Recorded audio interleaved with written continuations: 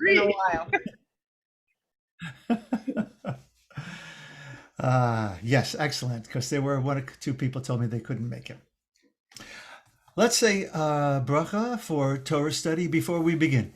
It ends with La'asok b'divrei Torah. And Baruch Ata Adonai Eloheinu melech haolam asher kirishanu b'mitzvotav v'tzivanu la'asok b'divrei Torah. So there are many different kinds of blessings, but there are two different formula for blessings. So question, this is not a trick question. Is this blessing that we just recited, hiya Scott? Scott, you can just answer the question not knowing what it was. Is the answer to the question of what kind of blessing this is this blessing we just recited deoraita or derabanan? I'm not going to. I don't think there's any blessings in the Torah, or there's not the kind we usually say. Exactly. See, Scott is such a chacham, Talmud chacham. No, you gave me the answer in the question. I did, you're right. But you know my antics. So there are, however, blessings that are based upon Torah, and then there are blessings that were created by the rabbis. So the blessing, for instance, over lighting candles for Shabbos and Yom Tov, is that Deoraita, meaning Deoraita, you can hear the words or in there, light. So Deoraita means from the Torah, from the light itself, from the light of Torah. So is that blessing Deoraita or is that blessing Derabanan? Blessing over candles. Oraita, probably. No, it's Derabanan. You know, you should have taken Scott's cue that although no, it's not even mentioned in Torah.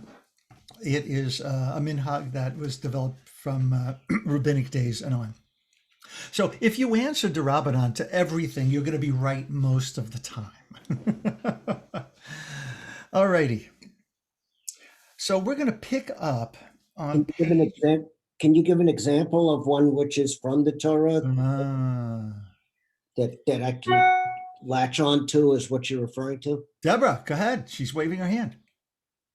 Priestly blessing. Ooh. But priestly What blessing we say is, every Shabbat. you know, that was a trick answer. I've heard your questions, but that was a trick answer. What was the second thing? And well, she said Why that, is it a trick answer? well, it is a blessing. You're absolutely right. It's in a parsha. But it doesn't find our way into the blessings according to the formula that we use. But it is a blessing, so that's why I said there are trick questions. But that was a trick answer. That was awesome. Anybody have an answer for Dan? Well, Shabbos itself, any blessings over Shabbos is Deoraita, right? Because the whole section we sing right before the Kiddush, right? Basically leads us into the blessing over the wine. So the whole I am Shamor v'Zachor, bless the Sabbath day and keep it holy, right? So we bless that. That's Deoraita, and there are other examples of that as well. Okay, but before I get myself into any more trouble, let's turn to page 23.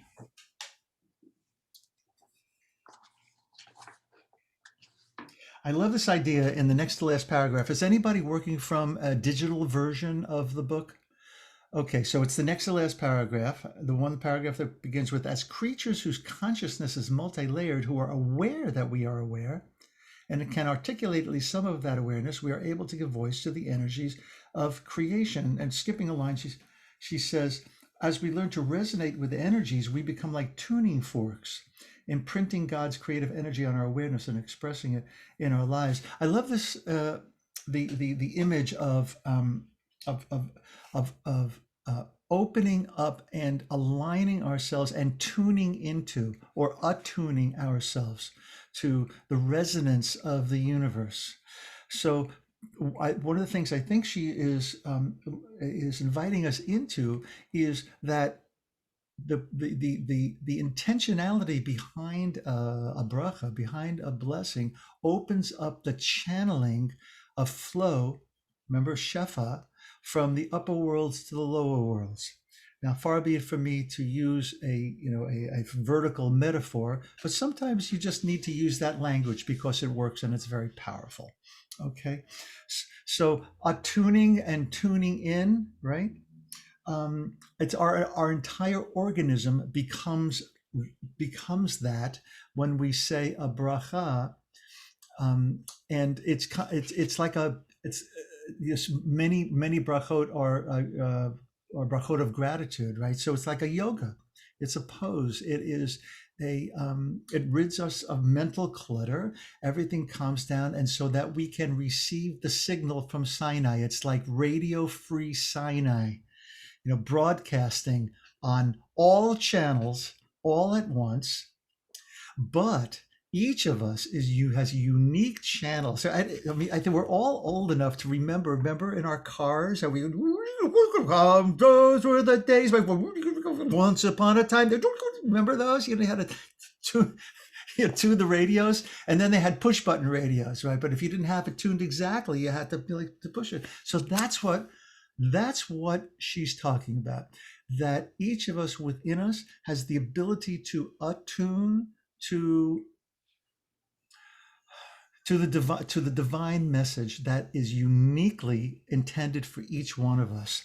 That, and she doesn't say it here, for some of us who sense this in our lives, is might be referred to hashgachat pratit. Does anybody know that expression, hashgachat pratit? Scott, I see you nodding. So the word pratit means private. Scott, you want to elaborate on it?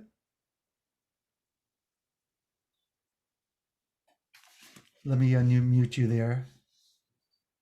Go ahead. I thought I was. Hashgacha is like the word for mashgiach, which is somebody who watches. And so it means that God watches over you, sort of is conscious of you as an individual and watches over you. And maybe it's like what they call providence. I don't know. Yeah, and the Gershwins wrote about that, right? Someone to watch over me. Now, if that's too anthropomorphic for you, don't go there. But the whole idea of hashgachat pratit, like Scott says, like a mashgiach, you hear the same root in there. And Reb Marcia is going to talk before the end of this chapter about words and roots and spaces between letters, and each letter and each word having its own energy. So I said I knew what it was, but I don't know if I believe in it. But I assume that sometimes you sense it. No, I do actually. I do. Yeah, yeah. Yeah, I don't believe in that, God is at the steering wheel and I'm the car. But I sense that God is my co-pilot. Right. And that when I am able to attune myself to God's ratzon, what in English, God's will, that also is hashgachat pratit, right? What did God intend for me?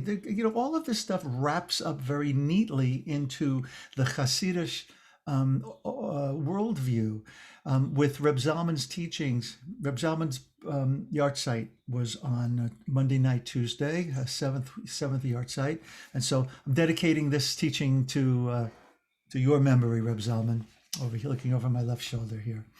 Mark, I like to think of when you say ratzon, and we translate it as God's will, which has a lot of baggage, and maybe the better way to think of it is what God wishes for me. Mm-hmm. Right. Oh, exactly. Right. Okay. May it be so. What God wishes, what God has dreamt us for us all along. I like the fact that word ratzon, if you play with the letters, those same letters in a different combination spells the Hebrew word tzinor. Rachel, what's a tzinor? Tzinor. What's a tzinor? Oh God, I forgot it in English. In English, yeah. So it's a pipe, but Come on. When I say it, you're going to go, oh, yes, of course. Yes, of It's a Scott, you pipe, got a it? conduit. It's a Conduit, conduit. a pipe.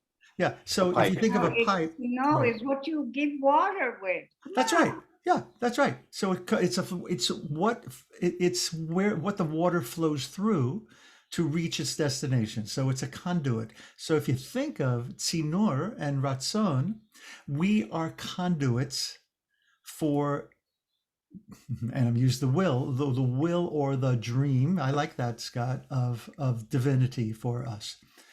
Wrap your heart around that. I think that's really a lovely kind of idea. Alrighty. I like So, I like the idea that you just threw in of God as our co-pilot, because he's always there. I'm sorry, she's always there, and but you don't always have to listen to her, and you still have the free will to direct the plane or the car, but you can always ask questions. You can always look and see. I don't know. Just I like it. Great, Sorry. good. My night is made, Dan. My night is made. Good night. Thanks for coming, everybody. Next page, page 24. Wait a minute. I remember the word. It's hose. Hose. Oh, is a tzinor also a hose? No, right. Gotcha. Well, hose, not pantyhose. No, it's a hose that you water the garden with. Okay. Nice. Are we having fun yet? This is great. So a hose obviously is a conduit for the water to flow through. So next page, on page 24. She talks about the power of speech. And in the middle of the page, she answers a question. I think it was you asked, Dan, last week, was someone said, does a bracha need to be out loud? Dan, was that you? Somebody posed that question. And here she says, language is an outpouring of intention and the desire to create. Therefore, while a bracha can be thought silently, the tradition asks us to articulate our blessings aloud so that, when our mouths speak our thoughts and when our ears hear what our mouths have said, more senses are involved. By the way, speaking of senses, this is off the subject, not far be it from me to go off subject. Do you know why we clink glasses when we make a toast? Anybody? I just gave a hint. It's about senses. To make a sound, Go ahead, Judy, elaborate on that. to create another way of not just seeing it, but hearing it. Okay, and how about the other senses when we make a l'chaim? You can see what's in the glass, right? You can taste it. You can taste it, what's in the glass. You can smell what's in the glass, right? What am I leaving out? Hear it. Well, Right. hearing is why you clink the glasses. But there's a fifth sense. What was it? Touching. Touching, right. Our hands touch. Thank you very much. Good. Sinor. You touch the glass, you heat the glass, Right. you drink the glass. L'chaim. L'chaim. Absolutely. Amen. They'd say l'chaim for all of us. Great. Rachel, you're in fine shape and spirit tonight. Now we know why. He's drunk already because the nap. Drunk on Torah. So the idea that we have to say it goes with, remember, every Shabbos, actually every day, every morning, we say Baruch she'amar v'haya ha'olam, right? Blessed is the one who spoke and the world came into being. And we've touched upon this already during this, talking about this book. But we have a very rich tradition. Our myth, our collective myth, is that the world was created through the word. So that's the reason why we are so careful with lashon hara, right?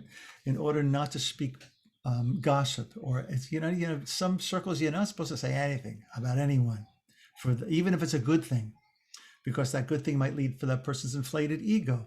And we're going to remember that I said the word ego because we are getting there. All right, page 24 still. Creation is happening. We're in the last paragraph. Jewish tradition asks us to understand the Hebrew language as a particularly potent link to the flow of God into creation. The flow of God into creation. You can say godliness into creation. You can use other language, the flow of Shefa, although that's a little redundant. But if everything starts with divinity and Malocho la'aretz kavodo, and there's no other than, right? There's nothing more, ein od milvado, there's nothing beside God's presence, then everything comes forth from that seed, that one seed, right? And it continues, which is the point that she's making. Creation is happening every moment. And in morning prayers, we say, in God's goodness, God creates, God renews creation. And remember last week, I think it was, that if somehow the plug, got pulled on creation, everything we see, like it would just disappear, right? Like when your internet went out last week, Rachel. Except for the fact that it was just your computer that went blank. Here, everything would go blank. All right, let's continue. Yeah. So she says creation is happening every minute. And where's that? So I wanted to pull this down. Somebody sent me a card years ago. Oh, no, nobody sent me the card. I just bought it because I love this so much. Creation is ongoing. It is a Native American saying, right? A Native American proverb. It's in their book of Proverbs, right? So there's nothing new under the sun. We share these impulses. We share this sense with.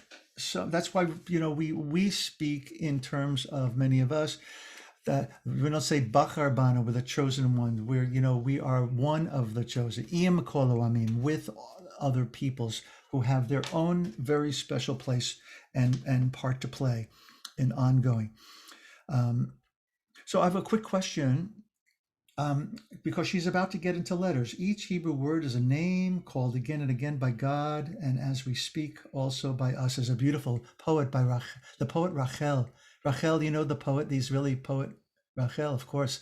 She has a beautiful poem that I'm sure all of you are familiar with. It's in the Reconstructionist prayer book, and it often is in prayer books for Yamim Noraim, for high holidays. Each of us has a name, is the name of the poem, and it's really worth Googling and taking a look at, because our names, as I think we talked about last week or the week before, if they can be our essence, just like Adam named the animals. So my question I want to ask is, I won't say it, I don't want to embarrass anybody, but if anyone wants to learn how to read Hebrew, I think everybody in this room is covered though, but we do have people that come to Moshe who are reading all the transliteration. I found out about a class that you can take if you know anybody. It's a teacher a rabbi who teaches at Reconstructionist seminary, and she has a class you can do on your own. So if you know anybody who needs that, let me know, okay? And I can pass. I'm going to put there's Rachel. Sweet. Is that Tamar's class online? What's that? Is that Tamar's class? No, I don't. Okay. I'm not familiar with the teacher. I know that she's teaching a course on Tehillim in the fall for Olive, but I didn't know. I don't know her. Okay. That's her. She's wonderful. Yeah. Oh yeah. Last paragraph. All right. So she says, through the words and letters we utter, we join in the process of creation. We therefore craft our blessings so that each word and syllable resonate with the fullness of God's presence. And I made a note here that we are all kind of like intentional detectives. In other words, the more Hebrew we know, the just that the more the things leap up at us, that the shorshim, the roots of every word, and how they connect with other words, and how you can play with the letters, and how each letter itself, not just the word, but each letter has its own power, and so it's a very, very exciting thing. She says, I'm jumping ahead up a couple of pages, on page 29. Because we are going to get to Baruch tonight. Page 29, in the middle of the page. We need an entirely new consciousness for teaching Jewish spiritual practice. Yada, yada, yada. She goes on and on and on. And basically, this, Minyan Oneg Shabbat grew out of Reb Zalman's dream. And I hope I'm doing justice to creating a laboratory for creative, not only creative expression, but for possible transformation, a personal transformation and communal transformation. And it's the beautiful quote that Abraham Isaac Kook, the Kabbalist rabbi, first chief rabbi of Palestine. And this, I think, is what we are, our process. This is what we are doing. So what does it say? Hayashan yit chadesh, chadesh yit kadesh. So the old, hayashan yit chadesh, it shall be made new. So in other words, we're not making anything up here. We're using what was, and we are delighting in kind of like teasing new meaning from it. And in that way, we're part of a 2,000-year-old tradition, because that's what's been going on even longer than that, right? So we are part of that tradition, except for the fact that we are borrowing sometimes from other traditions. I borrow a lot from, contemporary music. But we are deeply rooted in Chassidut. So the old shall be made new. V'chadash yit kadesh. So you hear the word kadosh in yit kadesh. And so chadash, new, right, shall be made holy. So the old shall be made new, and the new shall be made holy. So how does that happen? It happens through our intentionality, right? It happens through what we bring, how we prepare ourselves, how we prepare our table, And I'm not just talking about a Shabbos table, but our Shulchan Aruch, our full arranged table, with the study that we do, because the more studying we do, the more, the hyperlinks we create for ourselves, so that we're in the middle of davening or in the middle of whatever, middle of a study session, we go, oh yeah, that connects with this and that connects with that. And all of a sudden we feel like, our arms are outstretched and we're part of this wonderful 4,000-year-old experiment. Finishing up on page 29, on the bottom of the page. We'll examine the root of each word, the meanings conveyed by the individual letters, and even the significance of other words deriving from the letters. So that's what we just did, right? Significant of other word, like we had ratzon, and then we juggled it around and came up with sinor, right? The root of each word, right? We've just did that with yit kadesh. The root is kadosh, to be made holy, right? And I mean, there's roots beyond that in that line, in that quote. Yit chadesh, the old shall become, right? New, chadash, right? We say, we have the blessing for the moon every month, the new moon, and she says, we'll treat each word as an activator of a center of God awareness within the soul, so that as the word is articulated, it opens a new window of experience. That, my friends, is that's like the Manhattan, in Broadway, with the lights going ding, ding, ding, ding, ding, and on and off. I mean, that is what we're reaching for, to be activated by fill in the blank, in this case, each word here, so that it opens a new window of experience. And that was just what I was alluding to. That's where our study should lead us to, a new window of experience into a relationship with divinity, with ourselves, and with each other. All right, I'm going to stop for a minute because I'm about to go off book here and rely more on your reading than on my having taken made notes in the book. I have notes outside of the book. So let's pause for a moment. Any questions, any comments, any thoughts?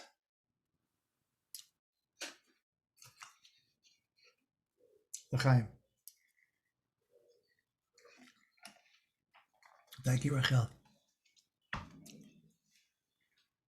I like the idea of the continuing creation, and that we are part of that, and that we're co-creators or co-pilots. And even thinking about it as evolution, and that even if one has a problem with supernaturalism, just thinking about the world's energy and time as a flow of evolution. And there's something about that that one can choose to be part of. So, and back to the Jewish experience with that, the Reconstructionists will say that we are an evolving civilization.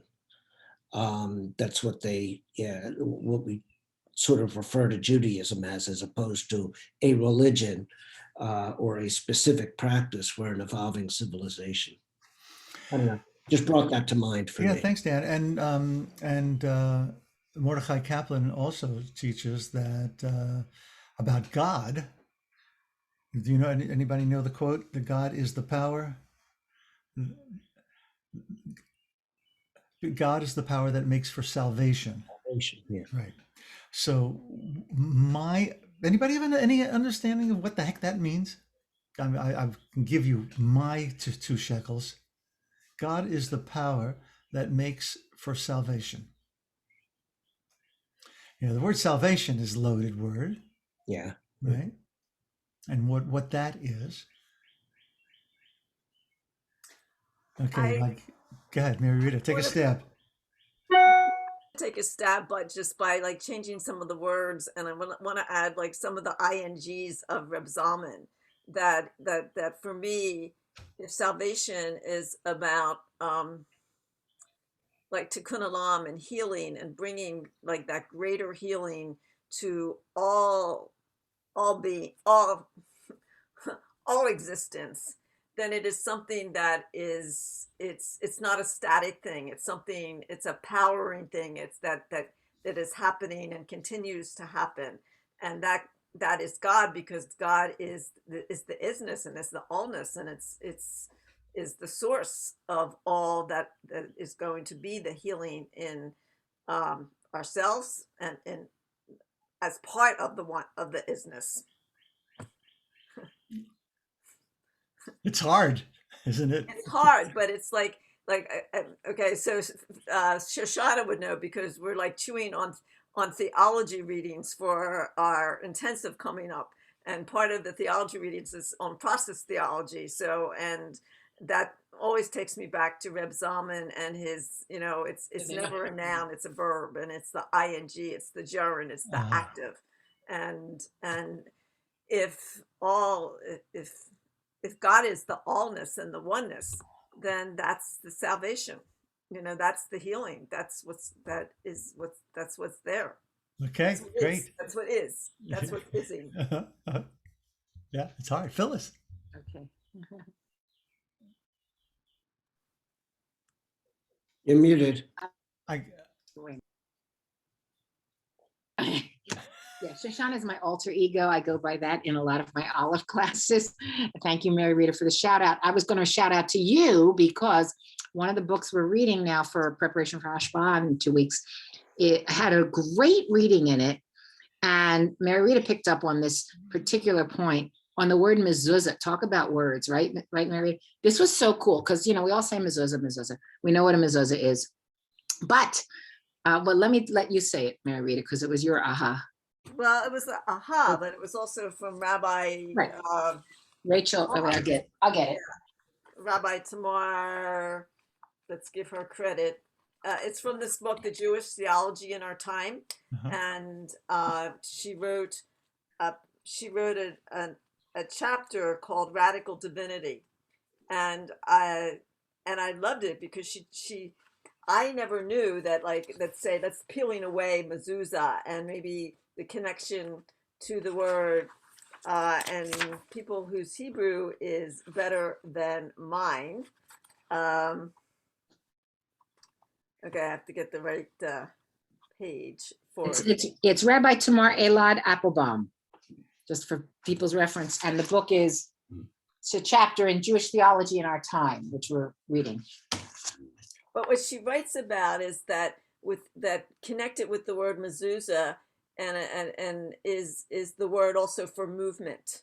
Yeah, yes, and she is talking about a God who is both stability and change, and a God who's constantly moving and moving into change and to salvationing and revolutioning. And but I had never, like, I look at the mezuzah and I think of what is in the scroll that's inside of it, and the Shema and the blessings and the Ve'ahavta, and this is about movement. And that, to me, like, if God is the power of salvation, then there is something about this ever moving and changing essence that is God, that is in our world, right? Okay, great. it's like the English word, even with the romance roots, evolve there, to turn, to revolve, evolve, turn, constantly moving. Okay, so salvation connected with movement.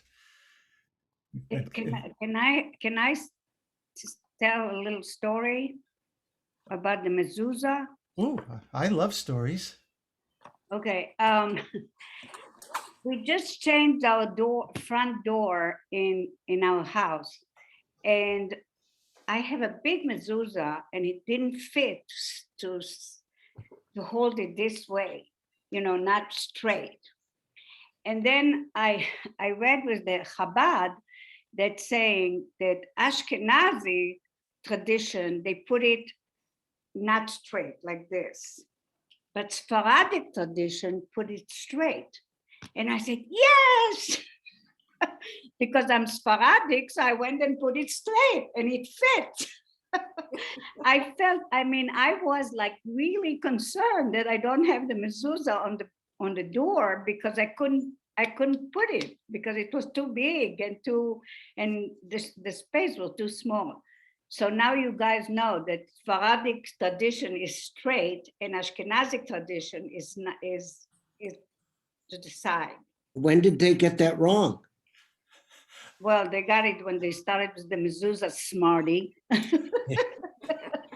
Yeah, I thought you were going to say in Christian tradition is one this way and one that way. Well, we already did. Yeah, we already did that. Okay, great. All right, let's move on here.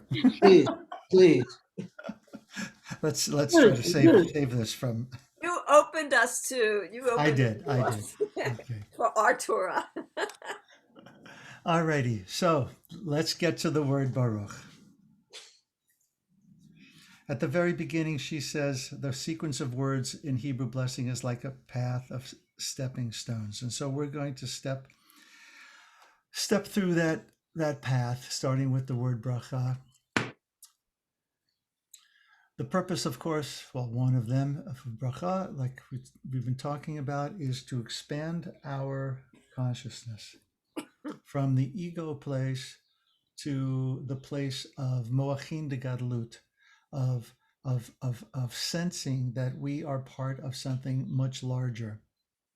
I was teaching a class on this a number of years ago, and so I'm going to sing a Joni Mitchell song to you, because part of it, because it's kind of a hint as to where we're going with the word Baruch.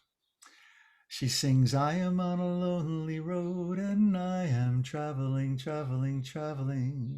looking for the key to set me free. Oh, the jealousy and the greed is the unraveling, raveling.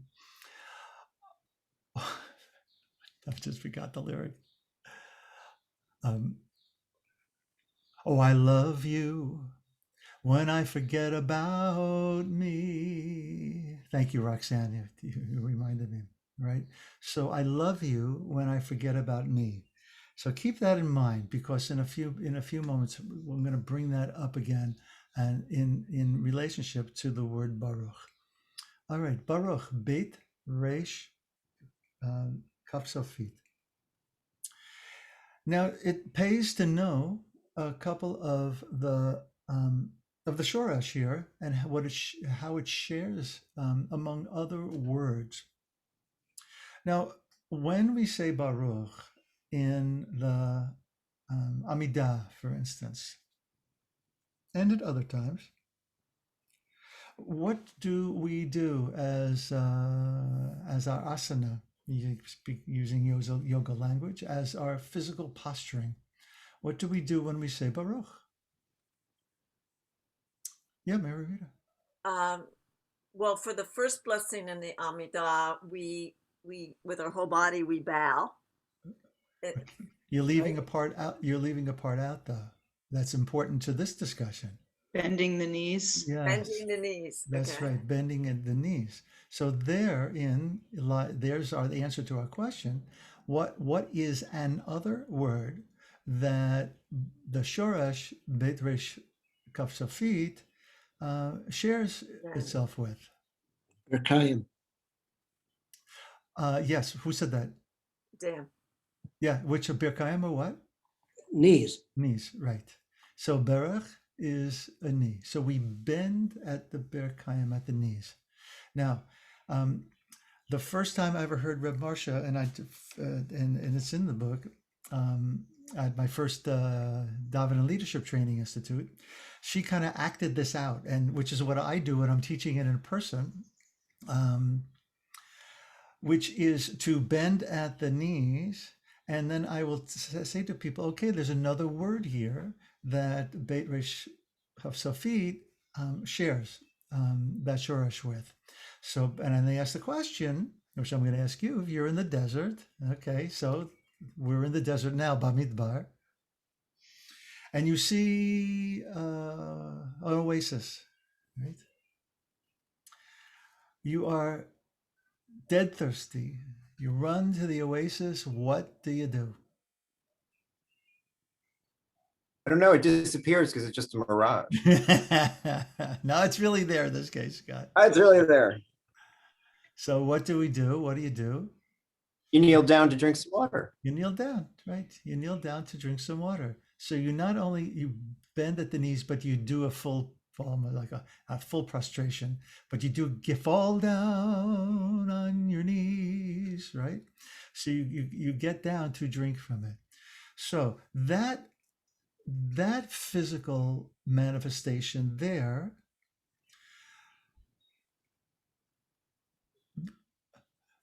that is showing a midah.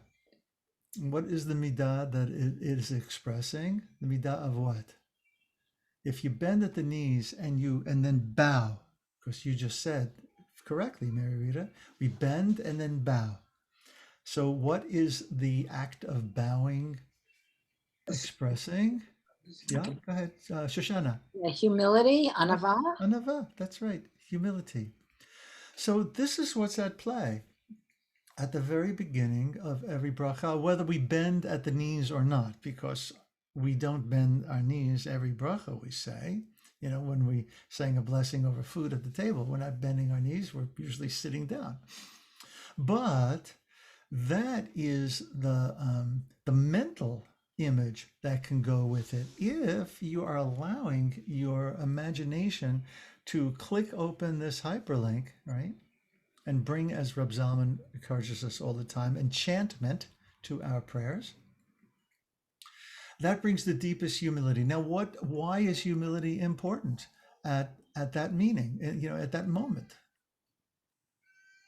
To get out of your ego. Say it again, Dan. to get out of your ego. Okay, and why? Let's look back at the first paragraph of the Amidah.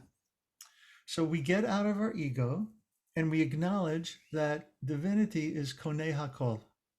And I think I mentioned this last week or the week before. Konei Hakol. God is the owner of everything.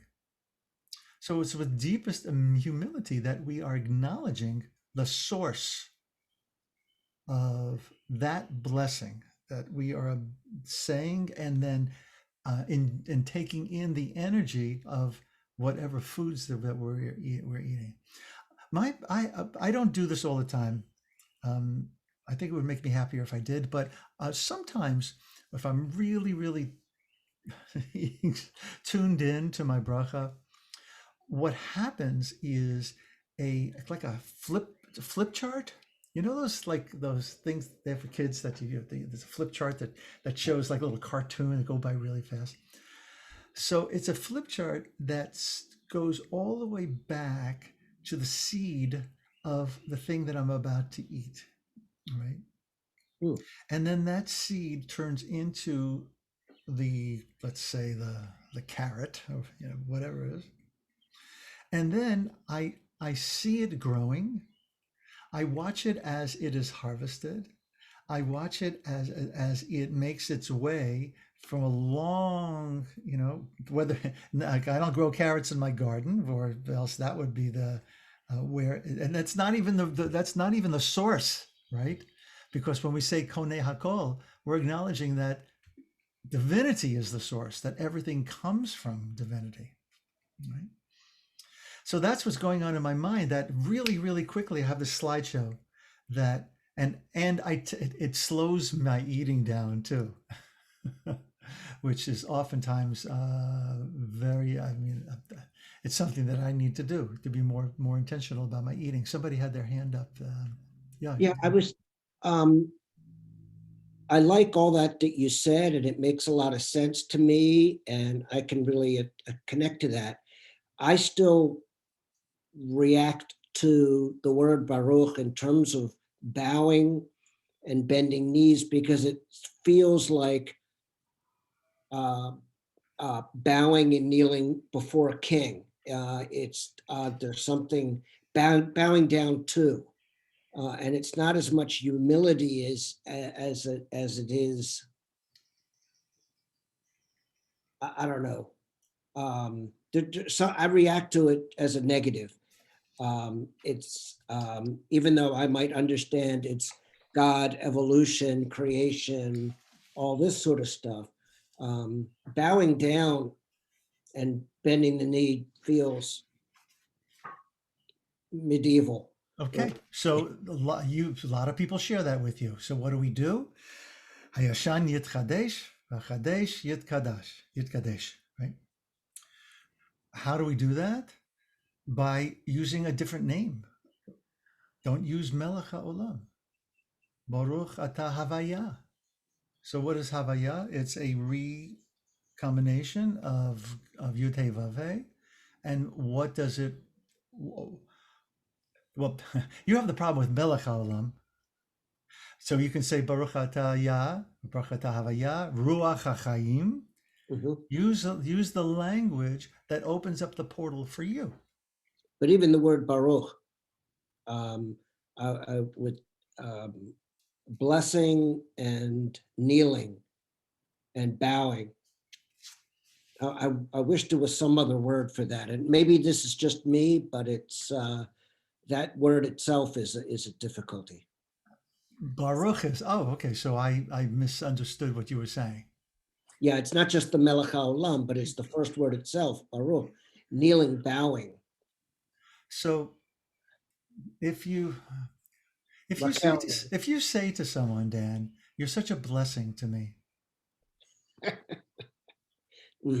What do you mean? That person is wonderful and has meant so much positive to me. They've gifted me. Person is a blessing to me. Okay. So play with that. Blessed, Reb Marcia sometimes will say, a fountain of blessings are you, right? She says that in the book. Mhm. And we are searching for language in this, in our community, but in many communities that that don't chase people away because of antiquated, metaphors of God as king, right? So find other language, but there, what you want to be careful about is finding and using language that takes you so far out of the conversation that it's unrecognizable, Right. right? I have a friend, Shalom, who is one of the most studious Talmud Chachams. He studies every day, and he also goes on long bike rides. So he's not doesn't have his head in the books all the time. But if you sit next to him in shul, he every other line he changes the language, the gender. Mhm. So he changes it from masculine to feminine language. Mhm. And so to sit with him next to him is very, very challenging because he's saying like he's reading from a different siddur than I am. But it's But recognizable. what's that? But it's recognizable. But I have to bend my ear. It's kind of like invites me into a different kind of conversation that makes me less, you know, uh, taking things for granted. Right? So work on that.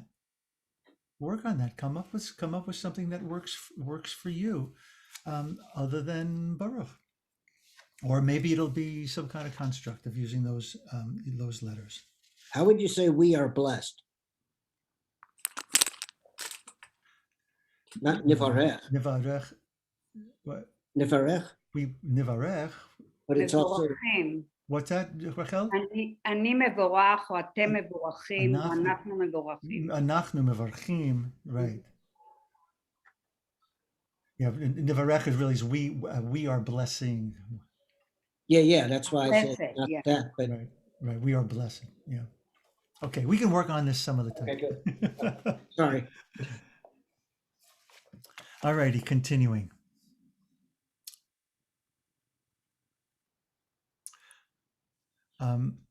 Give me a second. All right. So let's just review a little bit.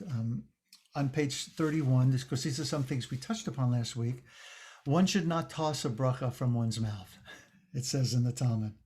So this is, again, a reminder to be very intentional about what we say, using language to draw us into relationship. And that's where Baruch Atah is going to come into, or Barucha At, right?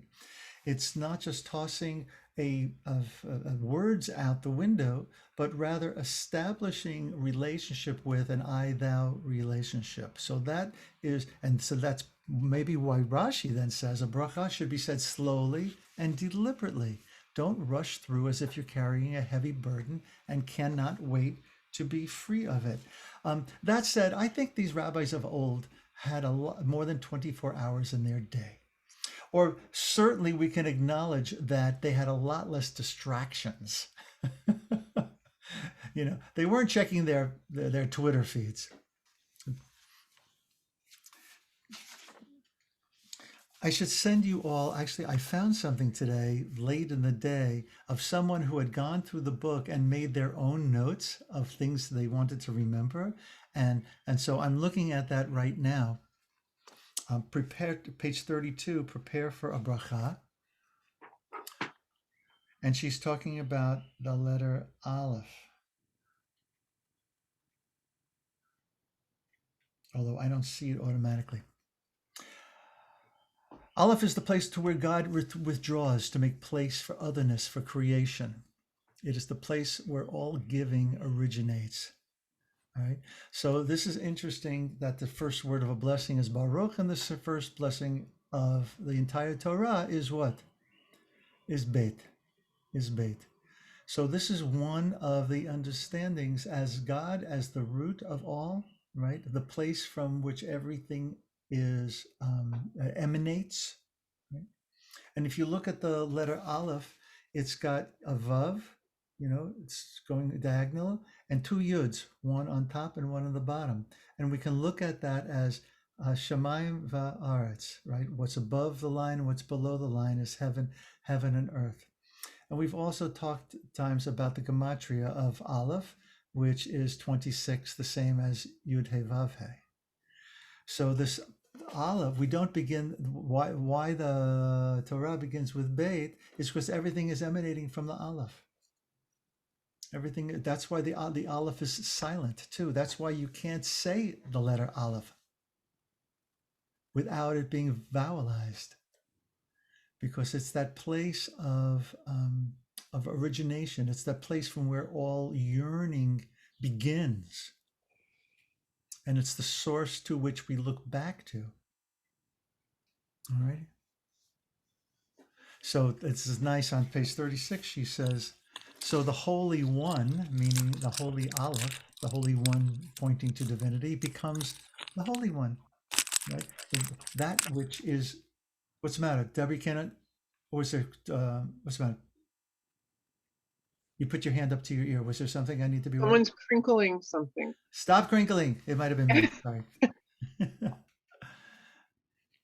So there's this oneness, right, that gives birth to everything, right? Baruch all blessings emanate from there. So we need to give back. So we're looking back, all the way back to Torah, to the very beginning of there, before there was a before.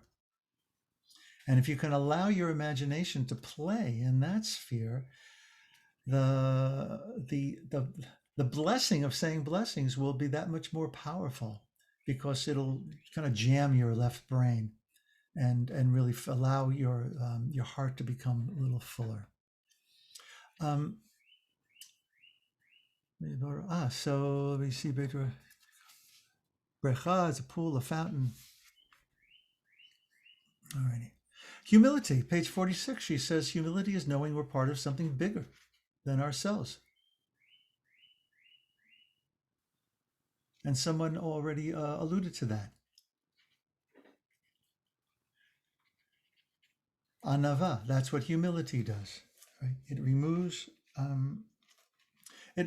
that that sense that our ego is running things, which it does most of the time.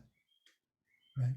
It's only when we surrender to the blessing, the blessing of blessings, to the path of blessing. When the rabbis say 100 blessings a day, it just means say a lot of blessings, give thanks for a lot of things. I just want to stop for a second, and I bet you didn't know this. In the art scroll, let me see if I can put my hands on this and see. I think I just got myself in trouble. In the art scroll, there is, and maybe a Sidurim, maybe I'll look at the. There is a list of blessings. Okay, 228. And there's blessings for so many different things you wouldn't even imagine. Different phenomena, different kinds of events. There's a blessing upon seeing the ocean, right? That ends with She'asa et hayam hagadol, Baruch atah Adonai Eloheinu melech haolam, who made the big waters. What page are you on? What's that? What page are you on? I'm on page 228, and I got a little art scroll in front of me. I don't know if it's the same everywhere. And then there's a blessing for seeing a especially beautiful person, but also there are blessings to seeing an unusual person. There's a blessing for when you see a chacham, an extraordinarily gifted teacher, a Torah scholar, or upon an outstanding secular scholar. So it doesn't leave that out.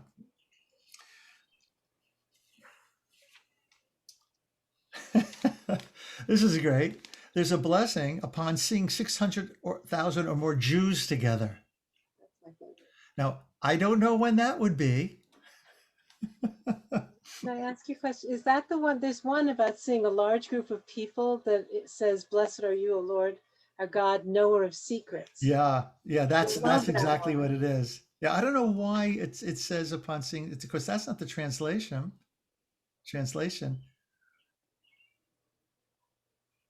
Okay, that's a mystery. A blessing upon meeting with a friend who's recovered from a life-threatening illness. Upon seeing a destroyed synagogue.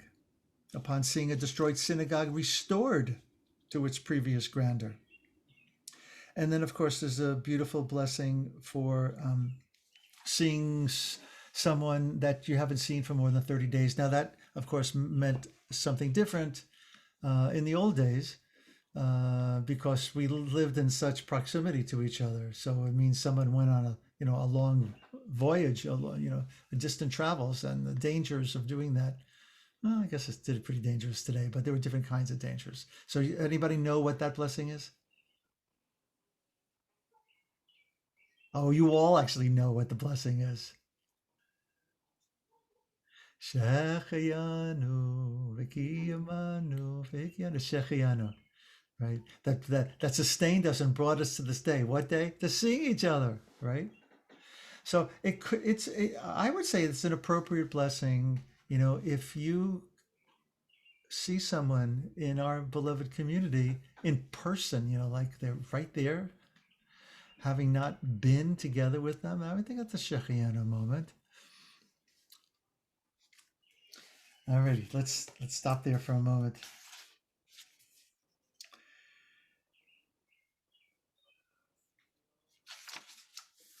Any reflections? Yeah, go ahead, Shoshana. I love using Shoshana. I'm never going to call you Phyllis again. Oh, good. I love it. It's great. Thank you. So yeah, when we started, here, and apologies to our dear friend from Toronto, Deborah, but here in the States, things are starting to open up a bit, thank God. And when we first went to dinner, first of all, when we opened the bubble back with our kids, when we went to dinner outdoors at a restaurant for the first time with friends of ours, and a few similar occasions, we said Shechianu, for sure. Absolutely. But beautiful. Okay, go for it.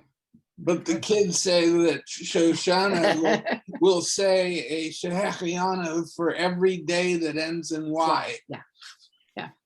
Only the ones that end in Y. Like,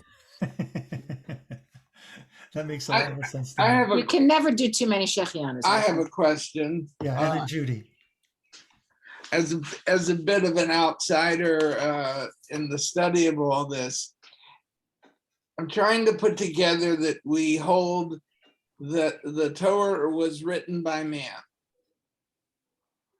and perhaps inspired or whatever, but it was written by woman, by men and women. Well, I don't think they would have let women, but if we're saying that, and then we get into Gematria, where do you get the sense that the writer had the intention of using words that then Gematria would work? Or is this just a spiritual exercise to get something more and had nothing to do with what the writer actually intended? I have an answer, but does anyone give it a shot? Okay.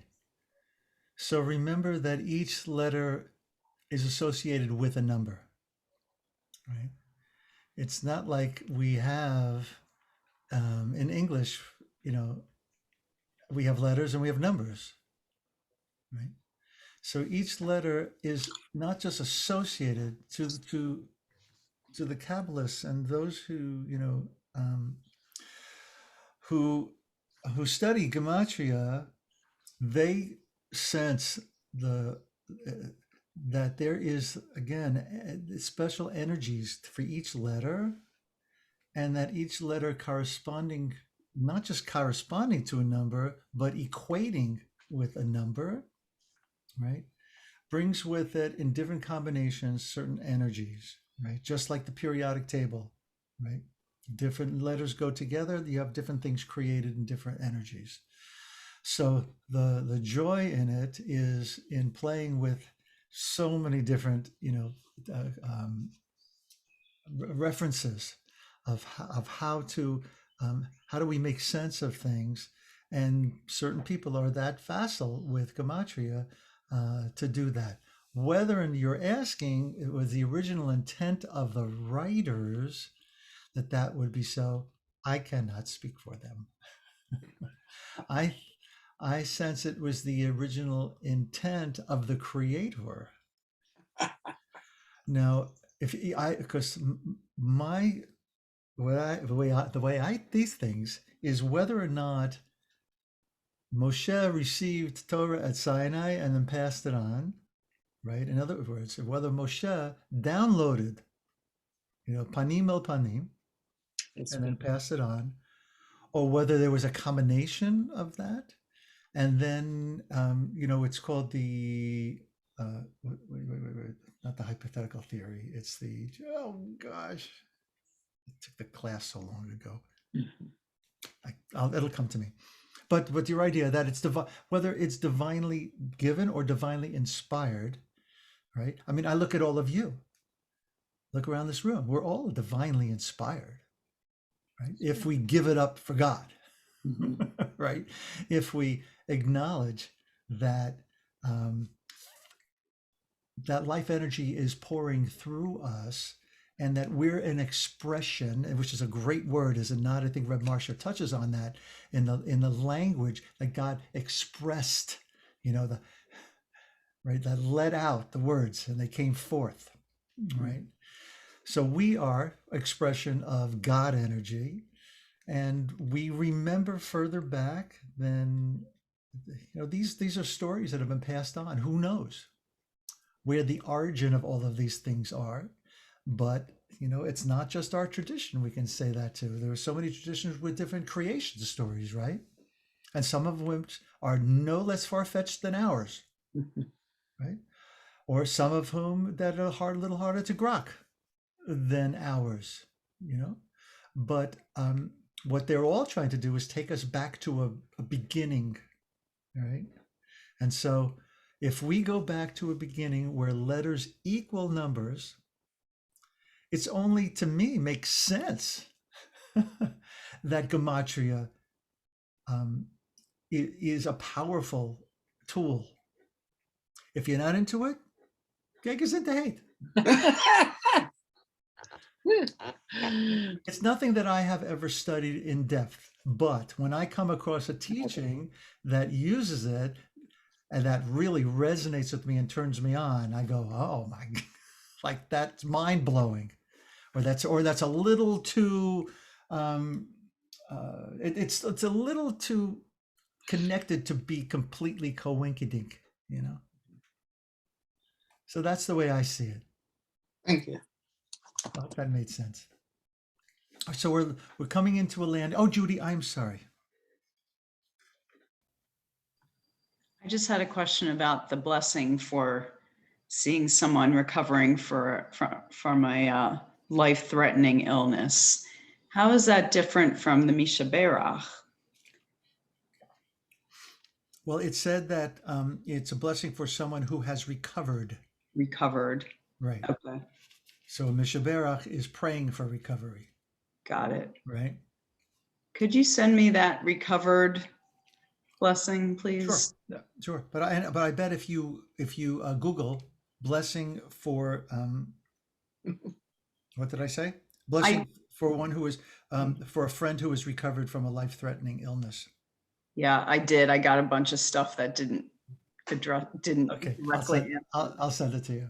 Thank you. Could you put it in the chat? Is that Birkat HaGomel? Or is It it is not, no, but this is for a friend who's recovered from a life-threatening illness. Gomel is what we say when we have recovered from a life-threatening fill in the blank.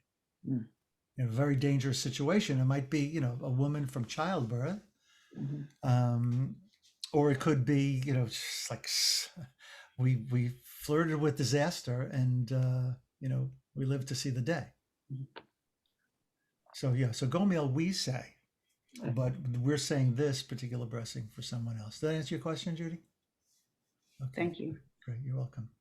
So next week we'll begin with Atah, and I'll give you a little sneak preview.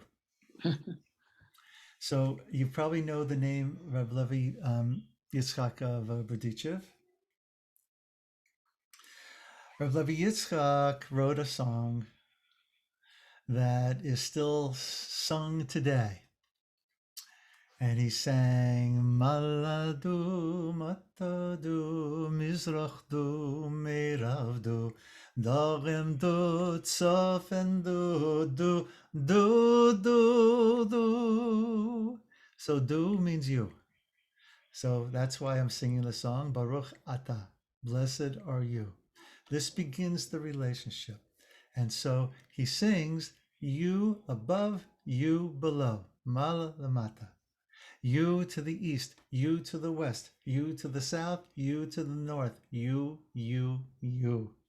All right. Now, it's interesting to note that Rebbe Yitzchak of Berdichev was known as the not provocateur, the prosecutor. That he also wrote a song that basically takes God to task for all the tsuras that the Jews are going through in his day and age. All right. And he says you got a lot of nerve, asking us, and I sang this once, High Holidays, asking us to ask for forgiveness, right? He says in the song, you should be asking us for forgiveness, God. So he's like the prosecuting attorney in some of his work. But at the end of this piece that I just referenced, at the end, he sings Yeheshme Rabba Mavarach Leolam Olam Hayomaya, testifying to God's name, being blessed, right, through all worlds. So even though he puts God on the witness stand, in the end, he acknowledges that even with all of this, I'm not turning my back on you. Don't turn your back on me, right? And this other song, it's so beautiful. Maybe I'll bring a recording of it next time, that you are everywhere. So when I say Baruch Atah, right, it brings us into relationship with that which is everywhere, for that which hu haya, v'hu hoveh, v'hu yihiyeh, right? This is in Adon Olam, which is a wonderful, wonderful, piece of liturgy to take a look at. I think we did that once on a Wednesday night. That God was, God is, and God will be, right? There's that is, was, will be. So these are, Dan, acknowledging your public wrestling, which I really admire, with all of these concepts.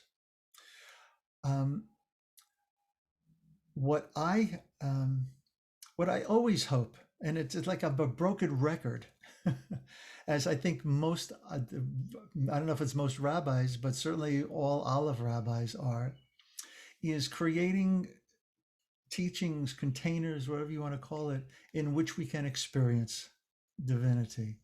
And from there, figure out the language in order to articulate what it was that happened, right?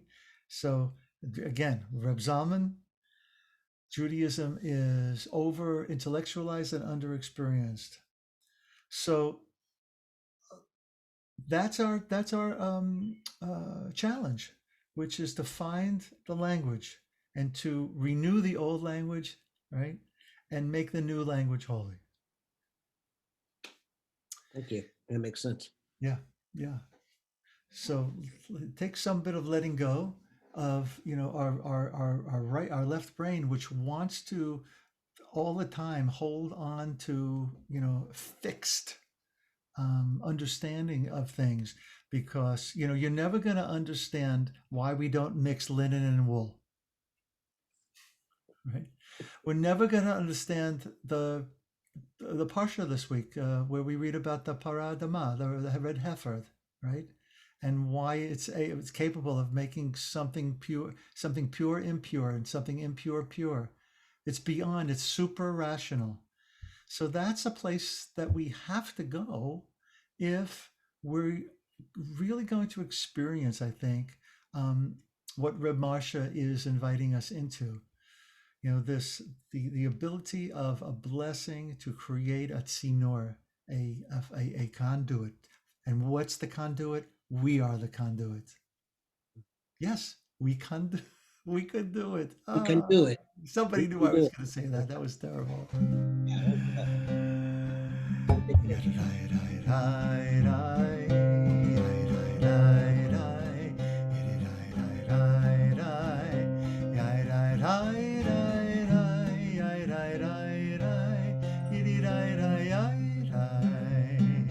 Thank you very much for joining me tonight.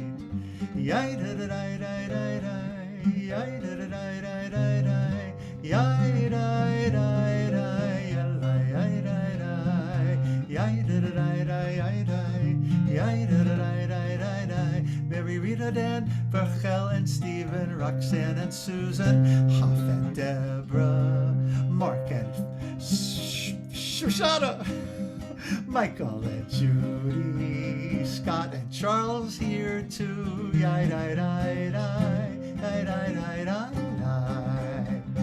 That's my humble way of thanking all of you. Thanks, everybody. See you hopefully Shabbat morning. Thank God you. bless. Shabbat shalom. Thank you. Good night. Oh, tomorrow's just Thursday.